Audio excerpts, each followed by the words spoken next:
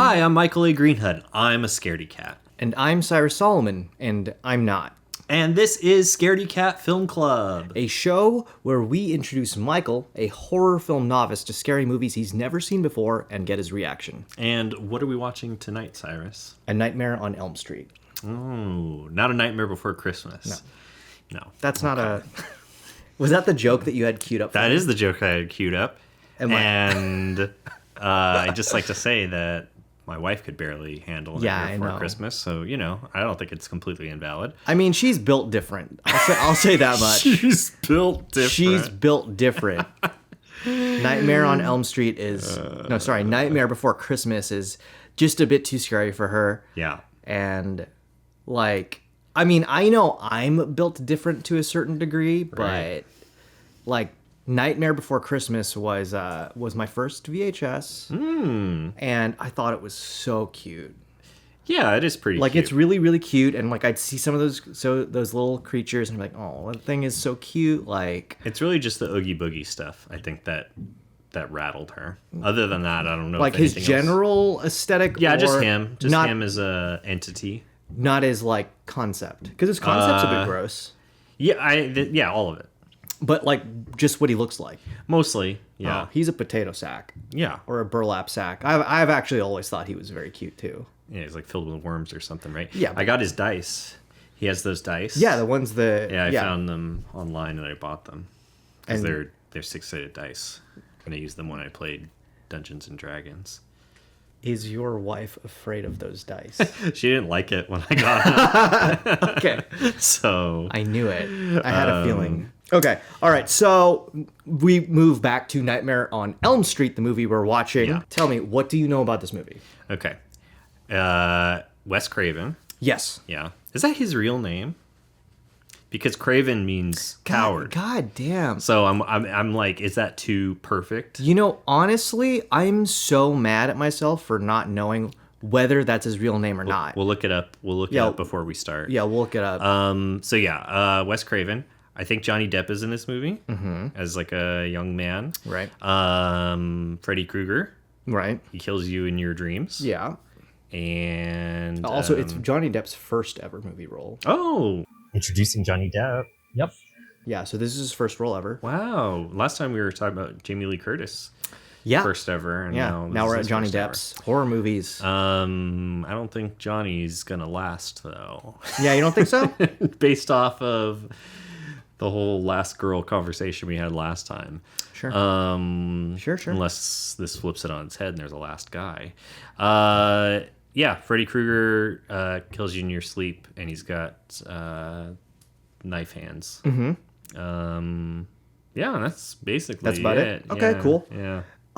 And before we move on to the next part, what do you know about Wes Craven? I don't really know anything about him. Did he also make Scream? Yes. Okay, then that's all I know. That's all? That's it. Okay. That's it. We'll talk more later after the movie's over. He does have a good name. Okay, so last week, Halloween. Not last week. Last time we watched a movie. Yeah. Halloween was a 6 out of 10 on the scared scale, right? Yeah. So what's your number on this one? I think for me, anticipation wise, I'm gonna say an 8. An 8? Yeah. Okay. I'm pretty nervous about this one. 8 is high, but it's not the worst it can be. No. Well, I think if it's 10 or it exceeds 10 for me, that means we have to stop. Or I get up and leave. I just can't handle it.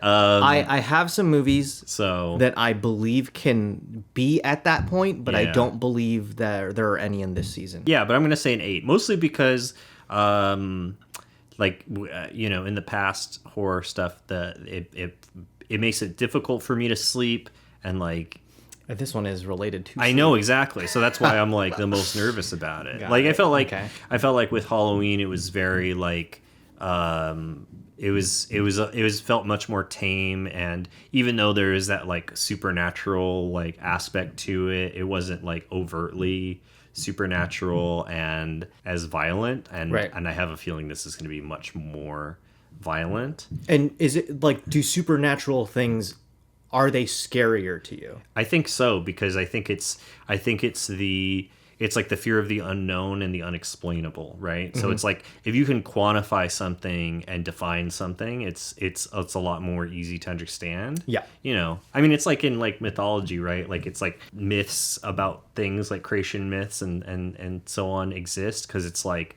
oh, we're trying to understand this so that way we can like have a grasp on it and Sure. not be like as afraid of it. It's like, oh yeah, it's an earthquake because Right. Loki's underground trying to break free, or like, I don't know. No, but that's my only example. Yeah, no. You know, I think that's really interesting There are because more. I feel everyone has their reasons for what they believe is scary. Yeah. I will circle back to this on me when we start to watch movies that are personally scary to me. Like when it's like, oh, that is a fear of mine. We'll Yeah. get back way in the future. But you know, like I know a lot of people who, a lot of them is religious horror.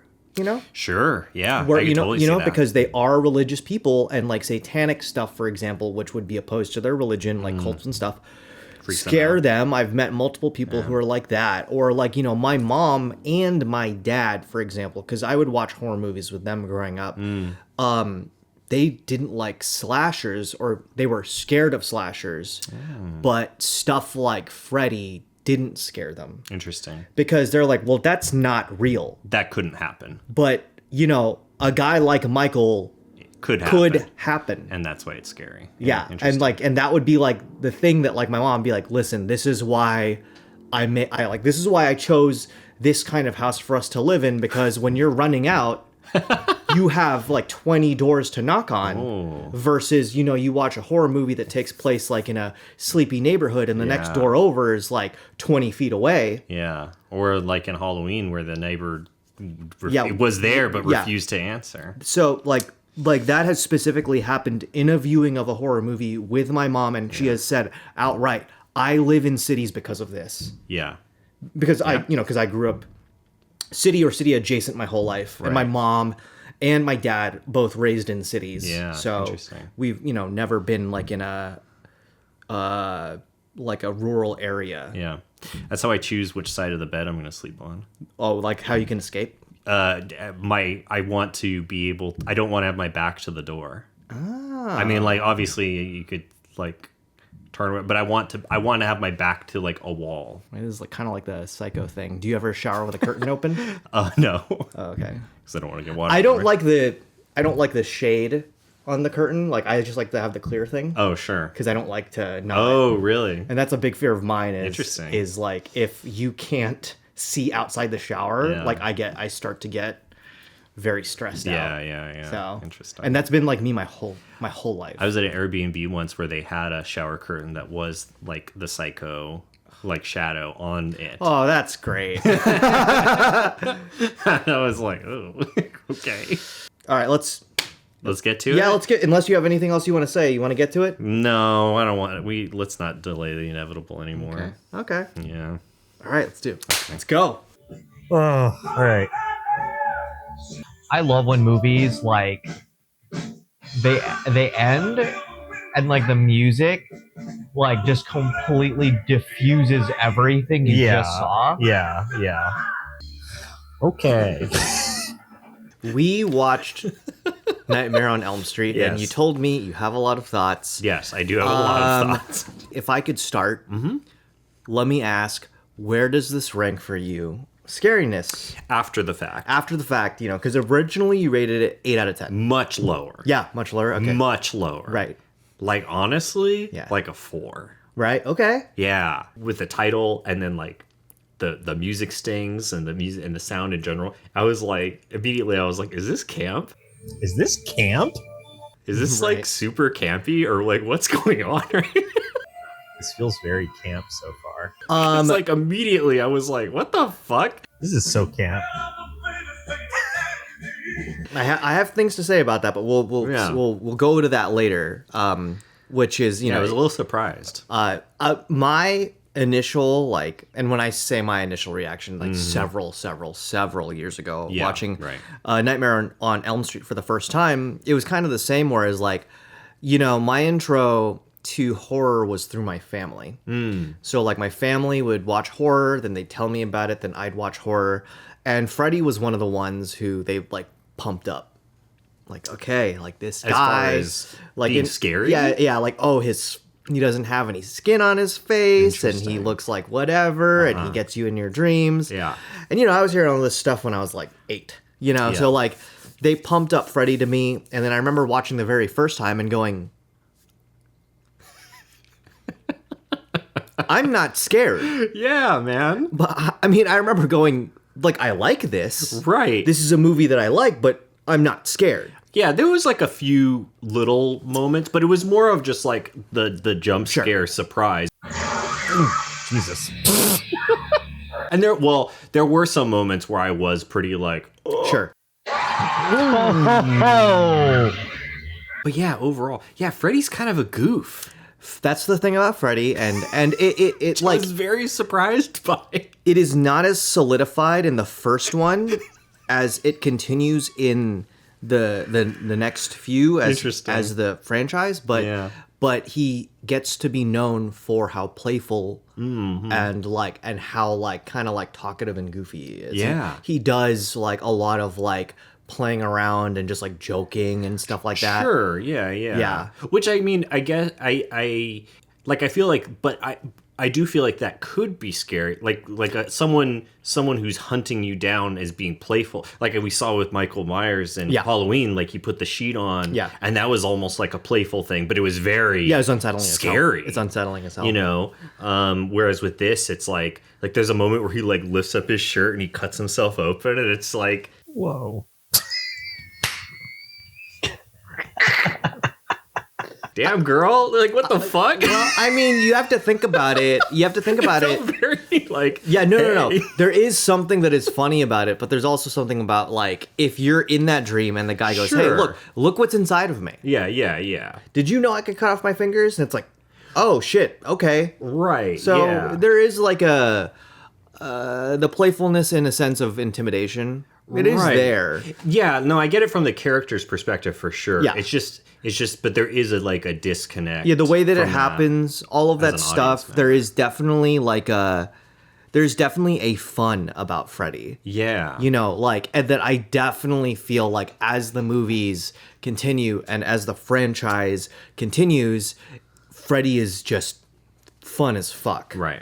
Little yeah. silly goofball. Yeah. So, and like, I have a good time. I laugh when I watch his movies and Yeah. stuff. My God. So that's the first one. I'll say this also as well. The reason why I really wanted to do this as the second one is that I wanted to have like the comparison for like the slasher Right. and the slasher, like very similar, Right. Yes. like the similar concepts of like a slasher, but this is a very different slasher. Totally. It has a very similar formula of things going on. Yeah. Right, you mentioned, there's the breathing, there's the, Right. Yeah. The breathing. Always the breathing. in Halloween, there's that kind of, is he supernatural? Mm-hmm. Is he not supernatural? Right. And this is just full blown, like, this is 100% supernatural. Yeah. No question about it. Yeah. So just kind of like, the reason why is just so I wanted you to, my cat is meowing. If you can What hear is that. wrong? What are you doing? Don't worry, our producer's on it. Yeah, our producer. I wanted you, as a viewer, see like a slasher movie where it's full blown, no questions, Right. And what happens when that slasher is supernatural? Yeah. Which is actually interesting because, and I'm sure that they explore it more in the movie. How many sequels? Is there a lot of sequels? There to this too? there are 9 Jesus, Nightmare on Elm Street that's movies. so fucking many. Yeah. So I'm sure that they fully explore like Right. a lot more. But it was interesting to me because I guess I was watching it and there were a lot of times where I was like thinking to myself, I was like, oh, they could totally fuck with the audience way more than they are. Like there's a lot of like room for them to like play with the perception of reality, right? Because it's like, yeah, like that idea of like, is she sleeping? Is she awake? You know, what's real? What's not? What's happening in reality? What's not? And yeah, and I felt like there were times where they blur that line a little bit, like especially at the end, I suppose.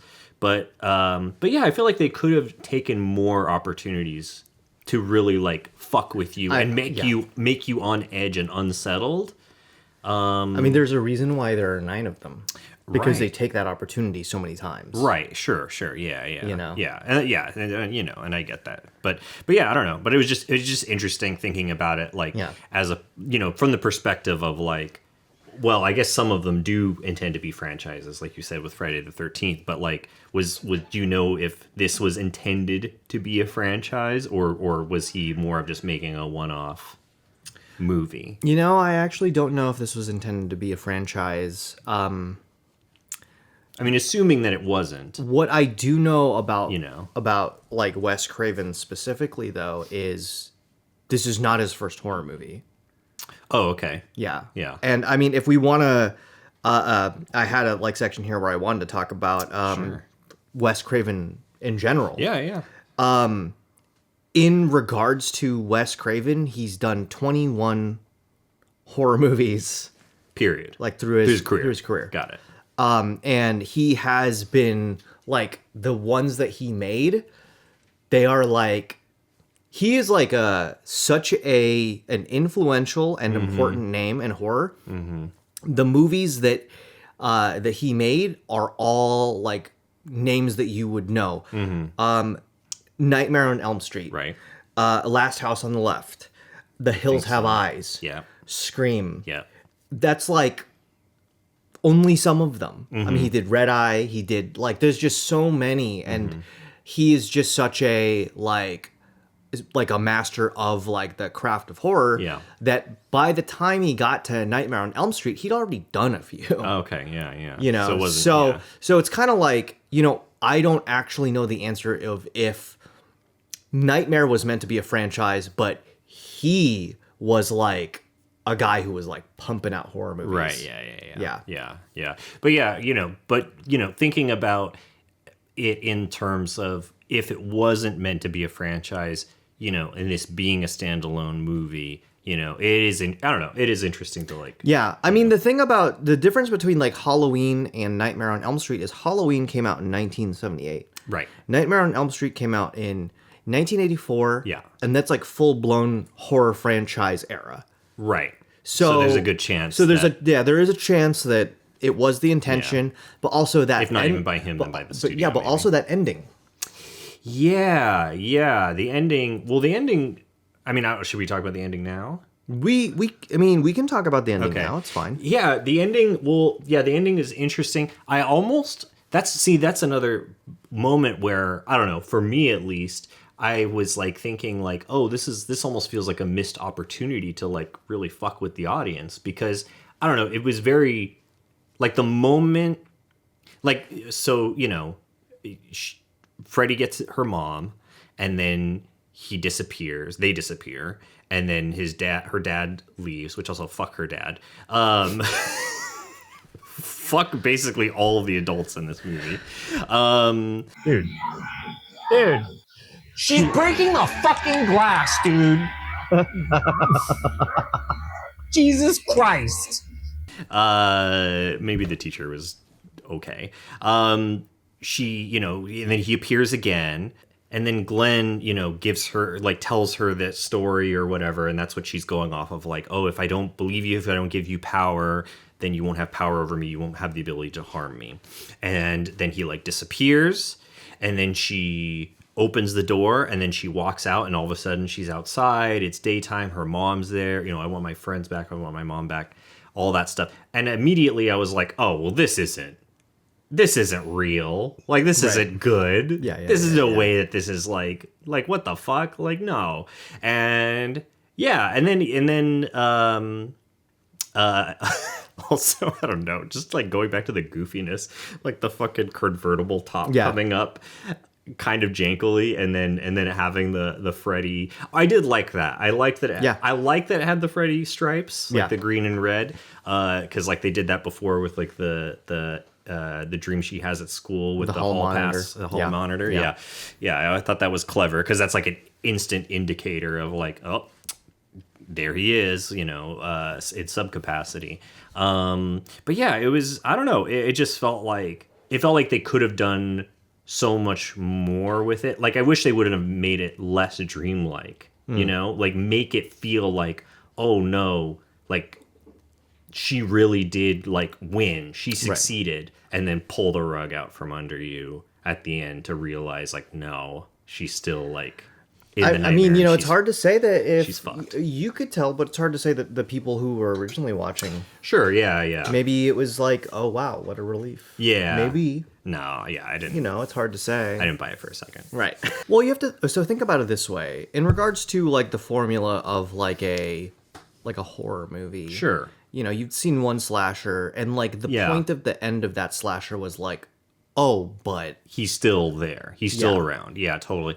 Yeah. So it kind of like does the same, but in its own way, and it's because here's the thing, like that end is dreamy, right?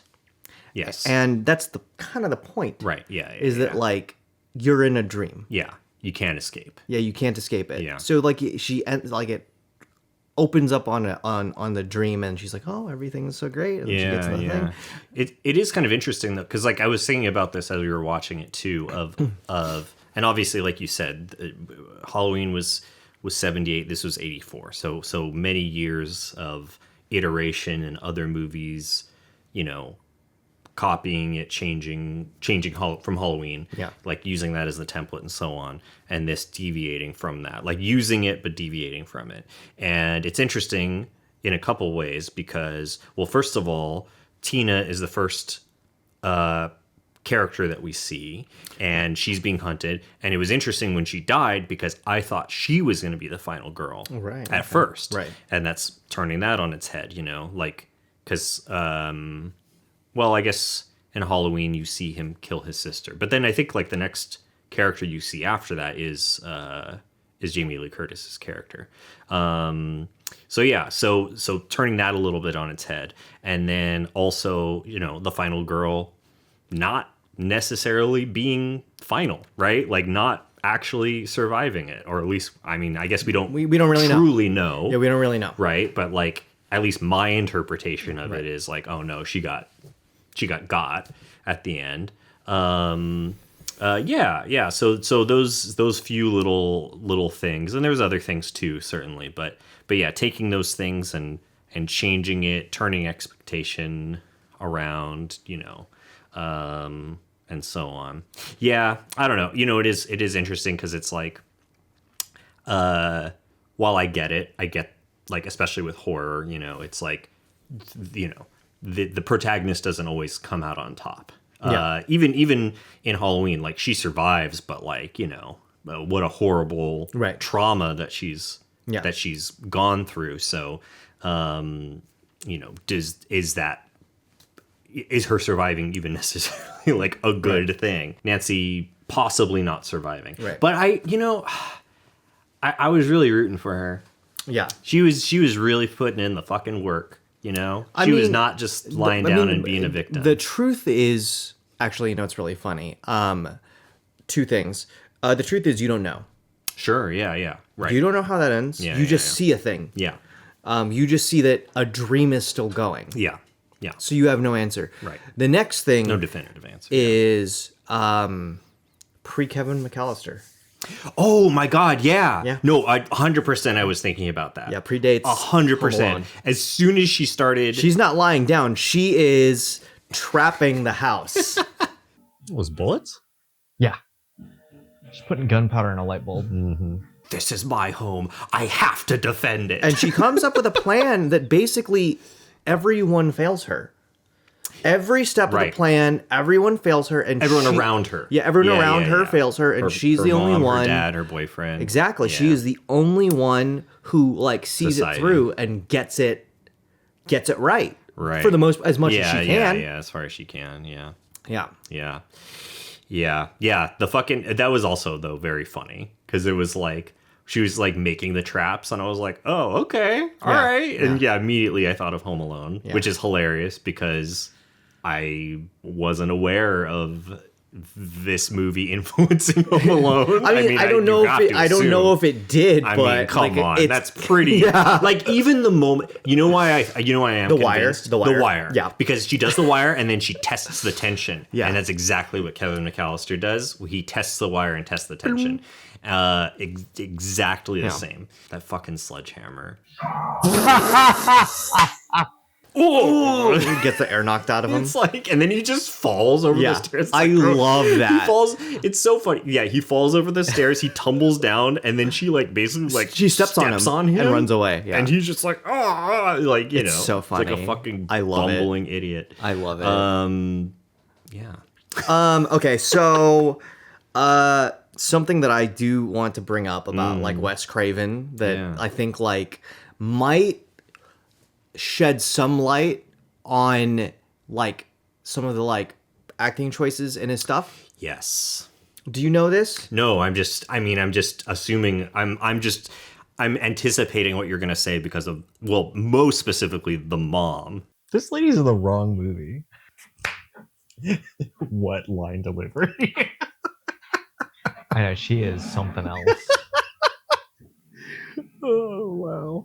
Okay, so Wes Craven got his start in pornography. Oh yes. As a porn director.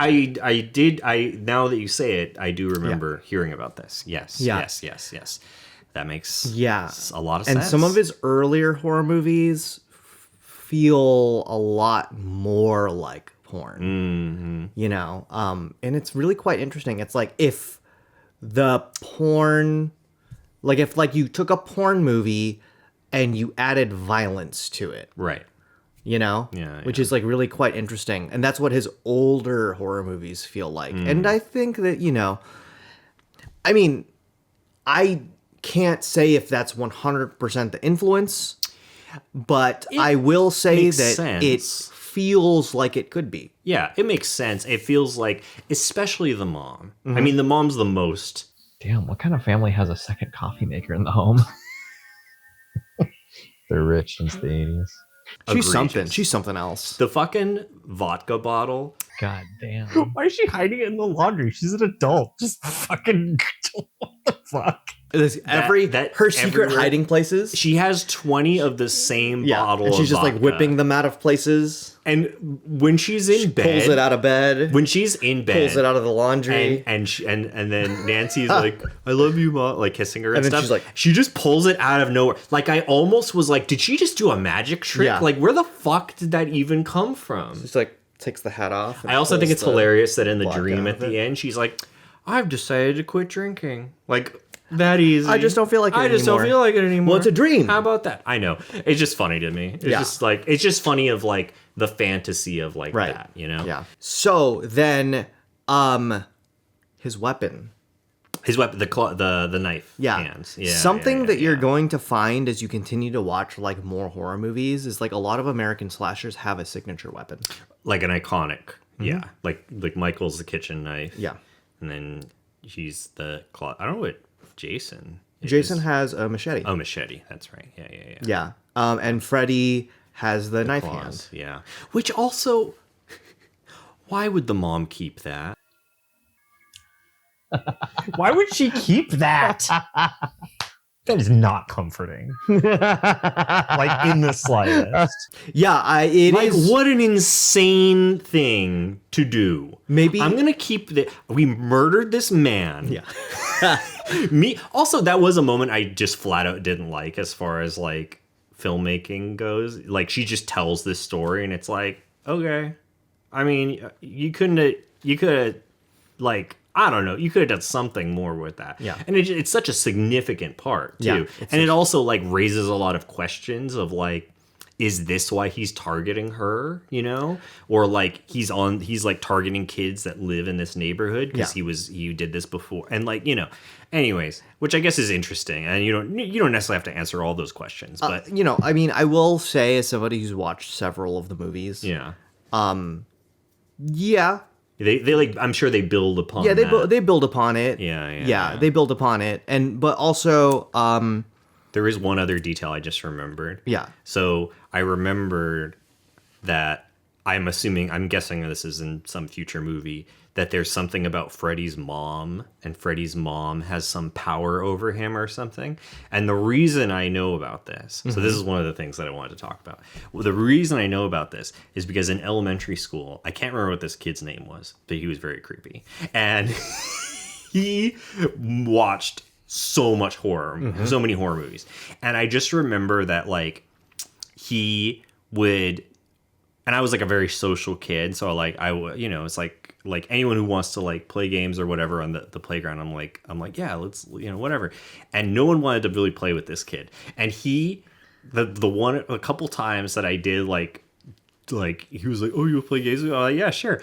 It was him going like, all right, we gotta stay awake. We can't fall asleep. Yeah, we can't fall asleep. Freddy Krueger's gonna get us. And then he would ask me like, what weapons would you think of if you were dreaming to fight Freddy Krueger? And I'm like, I don't know. And I had no idea what he was talking about either. Like, I think this was before I even knew of Nightmare on Elm Street. Yeah. But yeah, this kid like talked about that. And then he also, this is probably separate, I just also remember he had like 3 freckles or something on somewhere on his on his arm or something. And he was like, look, 3 freckles, the mark of the devil. This is like a 7 or 8 year old kid. But yeah, this kid for sure watched too many horror movies at too young of an age and was just like fixated on them. That's so funny. But yeah, so I remember him mentioning that, because we were like, he was like, we gotta get Freddy to his mom. His mom's the only one that could contain him. And I'm like, all right, dude, whatever. I wonder if he's mixing up franchises, or I have no idea. or if that is something in one of the movies I haven't seen. I don't know. He could be mixing up franchises. Because I have no idea. But I remember this kid. The Friday the 13th franchise, it's Jason's mom. Right, yeah, which I am aware of that. So, yeah. interesting. Yeah. So, yeah, I don't know. Yeah, well, anyway, so I was going to say about the knives, something that I thought was really interesting about the knives, the hand knives, is when Wes Craven was trying to come up with a signature, something that he was thinking of is like, well, what is something that is scary, like, across all cultures? Sure. You would see that and be like, what and the like fuck? It would always. So Yeah. what he was thinking of was animal claws.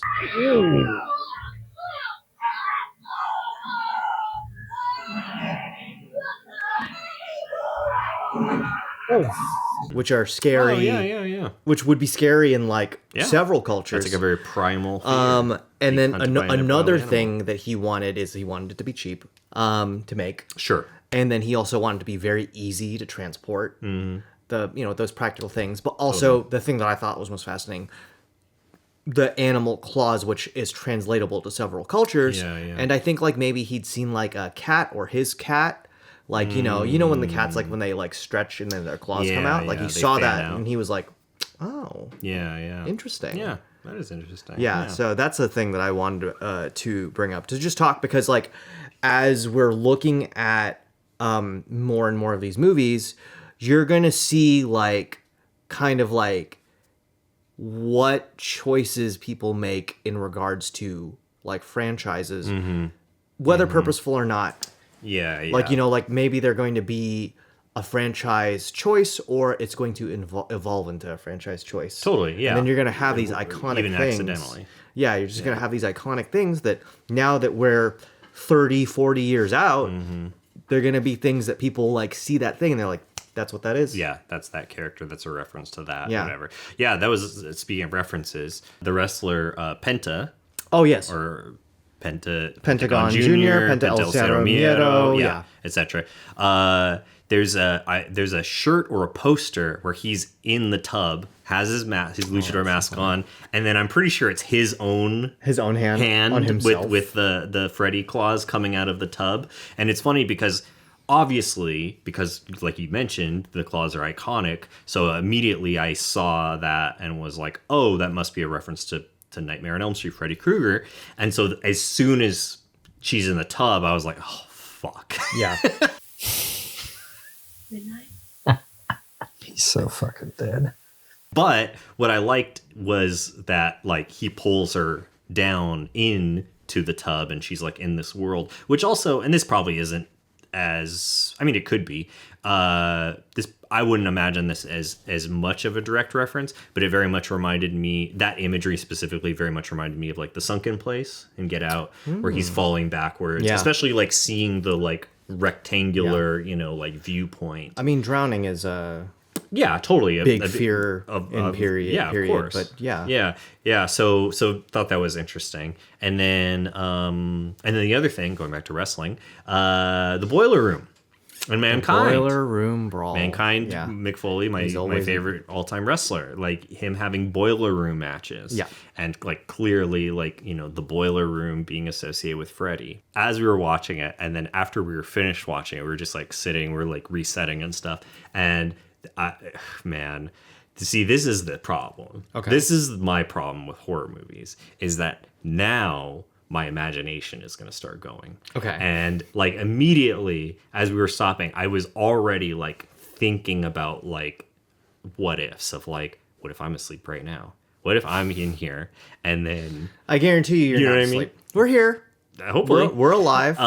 You know, I sink into the couch or something, or you know what I mean, like stuff like that. Like those thoughts start like popping in my head. I have to be like, nope, let's push those aside. Let's not scare myself. You know, part of the reason why I really love Nightmare, and also why I was so excited to watch like this one out of all of them, is because it is one of those situations where the possibilities are just endless. Totally. You know, and like something can come and shock you, but it's like, when does it shock you? Right. Like when she's like rips the phone out the wall and then she answers it and then his tongue pops out. Oh my God, yeah. What the fuck? Another thing, which I think like there's something that's super fun, is a piece of trivia I had, is when she's running away from up the stairs and the stairs start melting. Right. Which is like, that's fun. Yeah, that's very interesting. And a piece of trivia is like, that was pancake mix. Oh. Which is funny. Like, so they like cut holes in the stair and then they put pancake mix so that when she stepped in it, yeah, goopy and stuff. Yeah. Yeah, I did like that. I liked how they depicted, especially like moments where she's running and she's almost going slower or whatever. Because, you know, that is like a very common thing. Like I've had that certainly in dreams where I'm trying to move and I can't quite get somewhere as fast as I want to. It's everywhere. Or I can't walk straight. It's in so many dreams. You know what they missed is in this one, they missed the teeth. The teeth? Yeah, you know, I mean, it's a common thing. Oh, like teeth falling out? Yeah, everyone has dreams about teeth falling out or like for being some naked reason. or something. Yeah. But they missed a couple of those, but, you know, who's to say that they don't explore that in other ones? Who knows? Right, yeah, totally. There's 9 of them. Yeah, too many. I mean, maybe not for some people. Yeah, you know, it's sorry, just to go back a little bit. You were talking about him coming from like adult films or making porno movies or whatever. That wasn't too much like gratuitous sexualizing of anything. Like obviously you hear Tina and her boyfriend Rod or something, Rod, whatever. Ron. It's our name. Ron or Rod? I thought it was Rod. No, Roy. It's not Roy. It's Ron or Roy Rod. Choi. I saw him I saw Roy Choi in the audience at Monday Night Raw. Oh, tonight? No. It's not Friday. Last month. This. Oh, okay, that's funny. Anyways, her and her boyfriend are having sex, and you hear them, and it's loud, but you don't see anything. Well, in fact, there's actually less nudity in this than there is in Halloween. I know there is. I'm not saying that like, you know. No, I know. Yeah. It's just interesting. It's just interesting that like a guy who comes from that background would have less gratuitous like over sexualization. Yeah, I think the only shot in the whole movie where I was like, okay, was when Nancy like changes. That shot seemed a little unnecessary. Miss Nude America. I mean, she was getting out of her sleep clothes into her real world clothes. I guess, but they didn't really need to show that. But that was the only moment where I was like, okay. But everything else, I was like, you know, whatever. But going back to the dream stuff and me being scared. so yeah, like that's the thing. I'm very curious how my sleep will be. Maybe it'll be fine. Maybe it'll be nothing will happen. I don't know. I mean, you'll But update us. I will. But the thing is, because I don't, not anymore as I've gotten older, but when I was younger, I used to dream every night, and I used to have very vivid dreams, and I used to sleepwalk. Oh, you used to sleep. I think used I to remember you sleepwalk. telling me this. I have several sleepwalking stories. Yeah. There was the time that I thought I sleptwalked.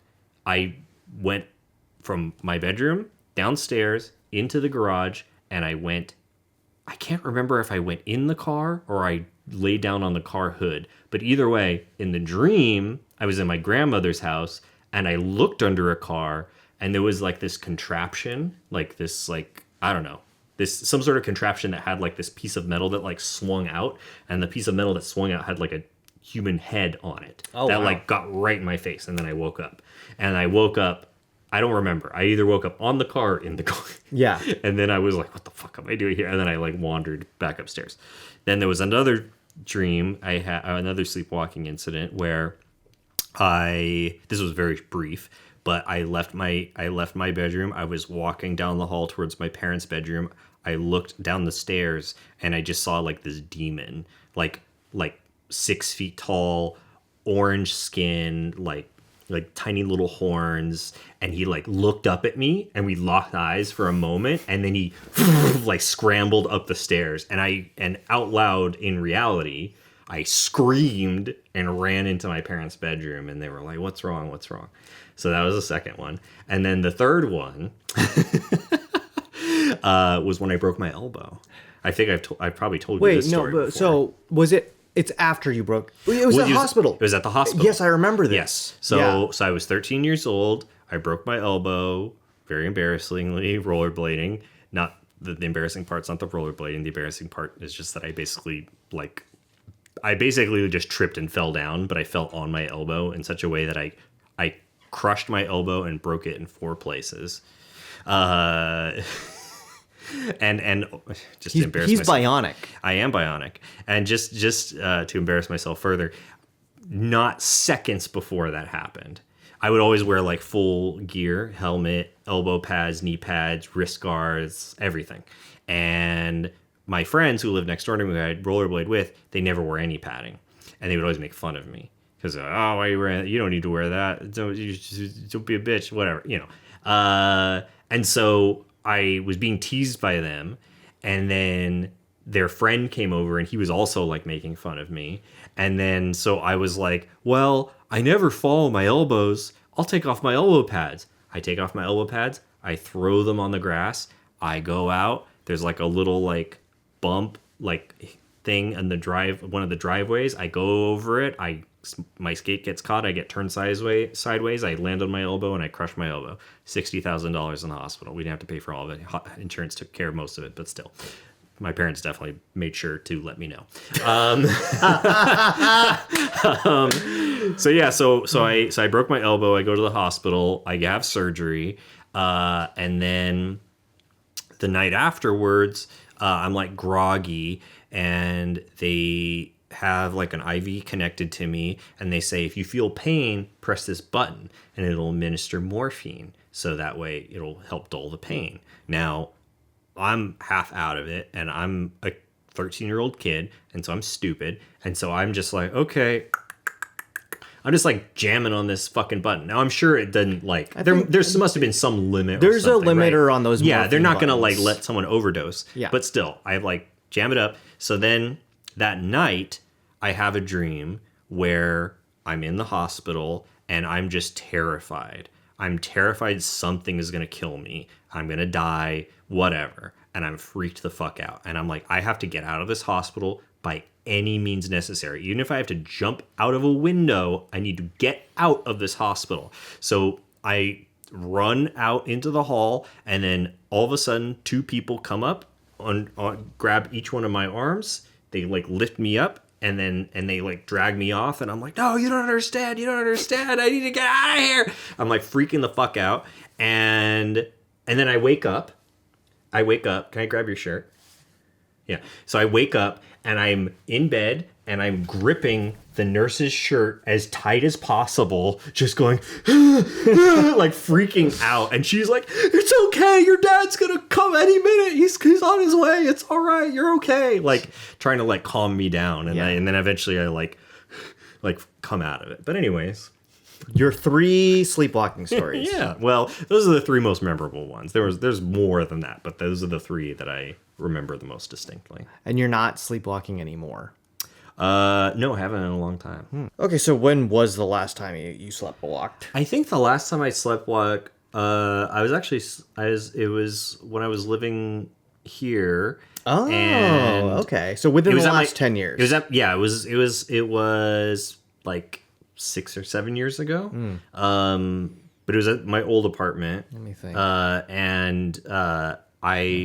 I got up and I wasn't fully sleepwalking. I was like half awake, but I just heard this like noise or talking coming from the kitchen. It was very robotic. And I just got up and I walked into the kitchen and my wife, Alex, was like doing whatever in the kitchen. And I startled the shit out of her. And I was like, what is that noise? And she was like, what noise? I was like, I heard a robot talking. And she was like, go to sleep. And I was like, okay. I went back to sleep. But I don't think I've done it in a while, or at least none that she can remember. But after that, I also talked in my sleep several times. Oh, sure. And there was one time where she specifically was like, because there was a couple times, she might still have them written down. She like transcribed what I said because it was very silly.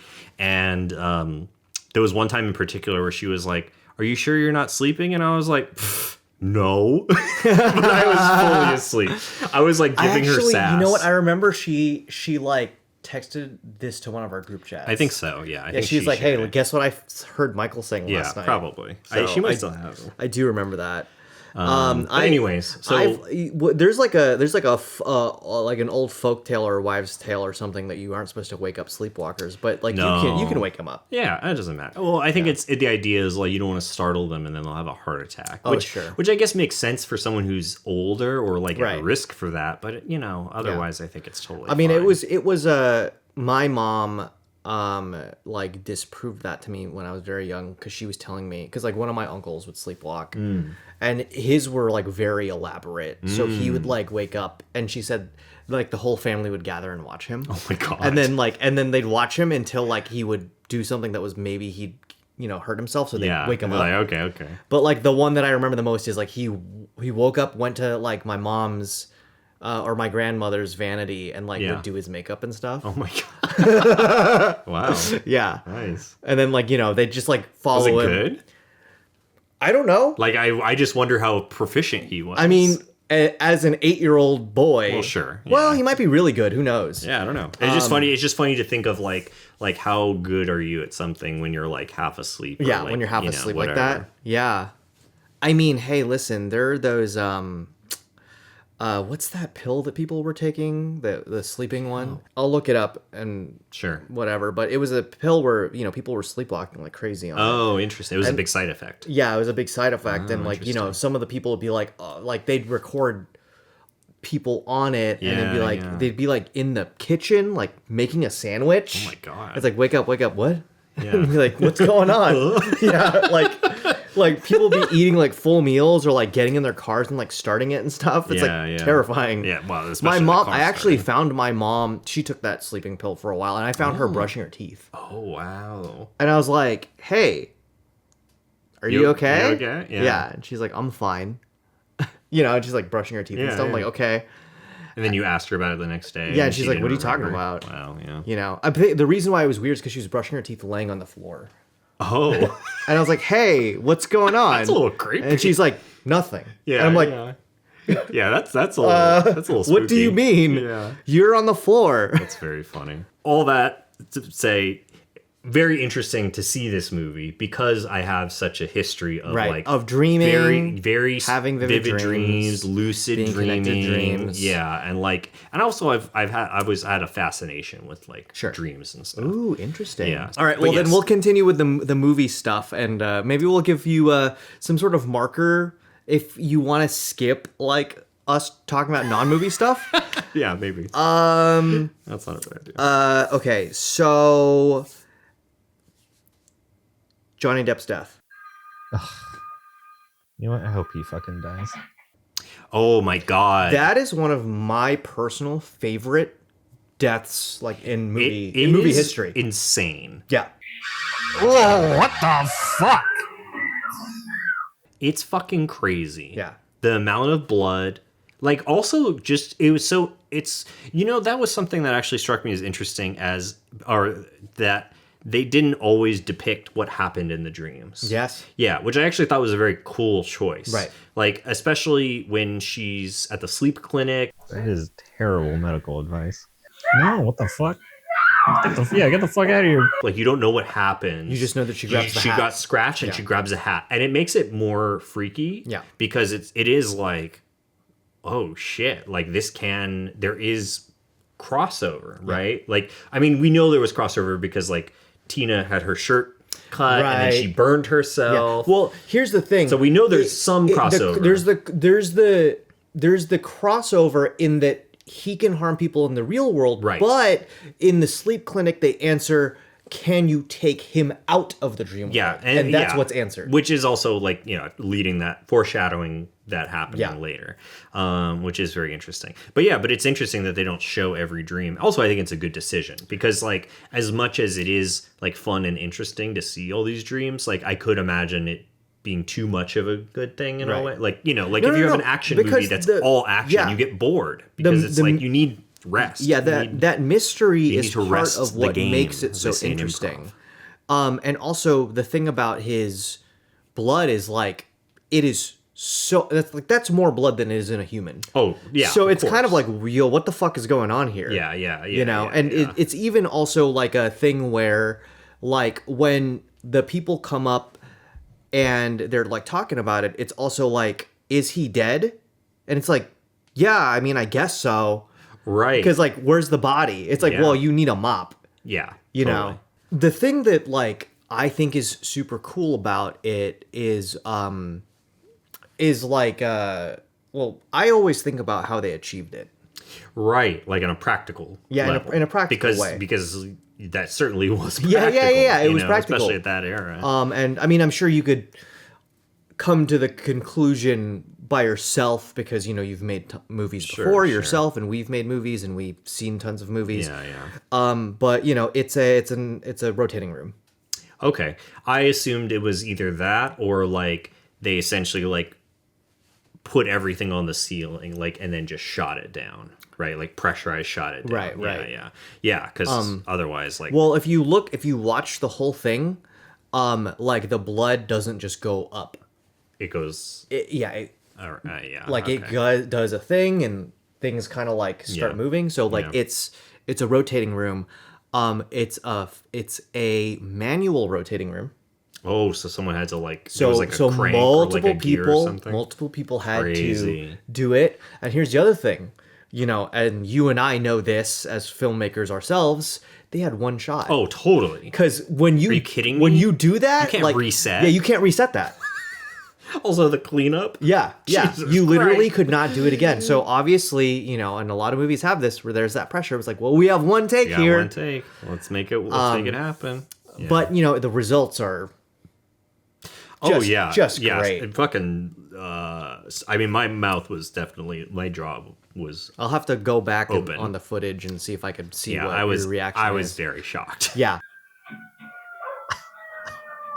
That it is like, I think about it like, on a regular basis when I knew we were going to watch this movie, when we decided to like start this show, like several months ago, I was thinking about this scene because it's just that cool. Yeah. Yeah, that's a very shocking moment. The very end where the mom gets...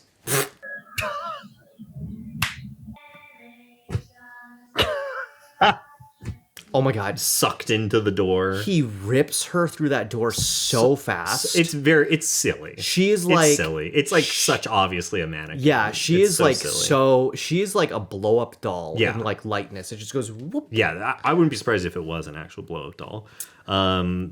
But But yeah, that moment, another actual like chilling moment for me at least was I think the first time that you see Tina in the body bag, Ooh, fuck me. Dead. It's so good. It's very like, oh Yeah, fuck. it's super creepy. It's very scary. It's definitely one of those like those moments where, you know, I mean, you kind of know all of these things or like, whoa, what's going to happen? There's all this Sure. crazy stuff. But it is one of those ones where they do start to blend, you know, like sleeping in reality. Yeah. And also just like, well, what kinds of things can you bring into this? Right. And, you know, you could bring this in. Mm-hmm. And it's definitely creepy. Yeah. Talking about like blending the realities. I thought it was so interesting to me how Freddy's well, at least in this moment, pretty intelligent in that when he kills Roger, whatever it's the fuck Rod his or name, Ron, whatever his name is. This fucking loser. He does it in such a way that it could be implied that he hung himself. You know, it's very smart. It's funny because he's like covering his own tracks. Not that he really needs to. He's like this fucking supernatural entity, but he's covering his own tracks. But he's also like fucking with them because it's like now they have less to prove, be able to prove, you know, that what their theory is of going on. Another question I had, with the dad, because like the mom has this big moment where she reveals like, yeah, he was this guy in the neighborhood. He was killing all these kids. Me and the other parents got together and like trapped him and killed him. Was Nancy's father also involved in this? Because even like, I mean, like, you know, he's very like skeptical cop, whatever. She like jumped in front of a gun. And with a cop, even if it's her dad. This is the most unrealistic part of the movie. Taking him in peacefully. But he's white. Oh, true. Because even at the end, he sees it happen. Yeah. He sees Freddy on fire on his, I guess, ex-wife. They don't explicitly say it, but I assume so. And then they fucking sink into the bed or whatever, and then it disappears and goes back to normal. And then he's just like, I mean, sure, maybe he's in shock or whatever, but it's still interesting that he was like, I don't know, that he wasn't fazed by it. Although I guess now maybe I'm answering my own question in this, which is that even really him? Because of the sequence of events where then Nancy goes out the door and then she's like clearly in a dream. Yeah. So like was that depiction of him even actually him, or was that also a creation of Freddy or of Nancy's own mind or whatever, you know? So anyways, it's a little bit hard to know near that end point. Yeah. I will say though that, you know, in your question about like, was he there or were which parents or whatever, you know, I do like, if you want just a slight amount of spoilers for some of the sequels, a lot of parents were there, like in the killing of Freddy. Right. I don't remember which ones, but it's a lot of parents. Right. You know. Yeah.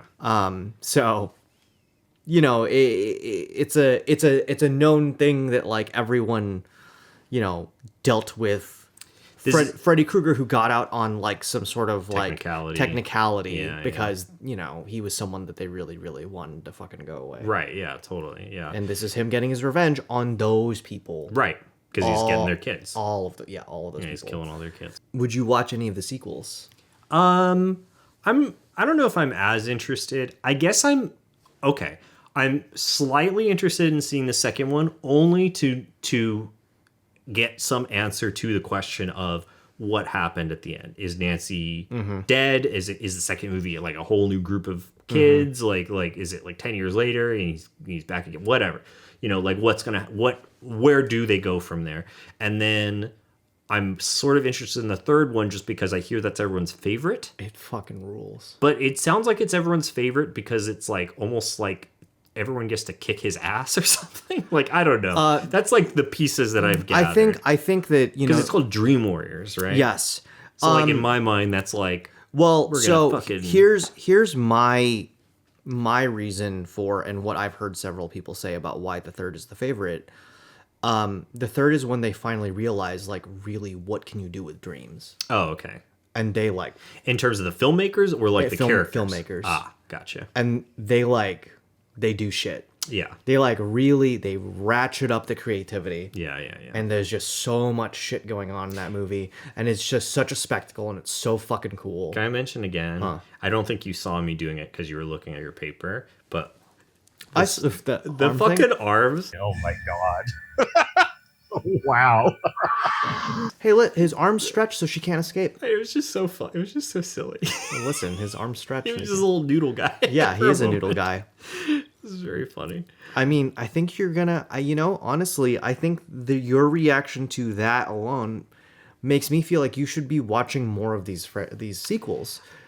I might be up to seeing the second and third one because this wasn't that intense. Yeah, because there was some moments, but yeah. it wasn't Here's that the intense. thing: like, if you're having a good time, now, yeah. If you like are having a good time, what's to tell you that you wouldn't have more of a good time? sure. And the other thing too is like you think some of these things are funny, like there's more. Yeah, right. There's more stuff that is so fun in these Yeah. movies. Yeah, So just those ones. sure. Yeah, I mean, because I don't. Well, I literally didn't know how many sequels there Right. were. I've only heard of the first three. I assumed that there was more just because that seems to be the trend with like these big horror franchises that they have like so many sequels. In regards to how many there are, Yeah, because the three that I think of that have a lot of actually four that I think of that have a lot of sequels are Halloween, five now. Halloween, Friday the 13th, Nightmare on Elm Street, Child's Play, and Scream.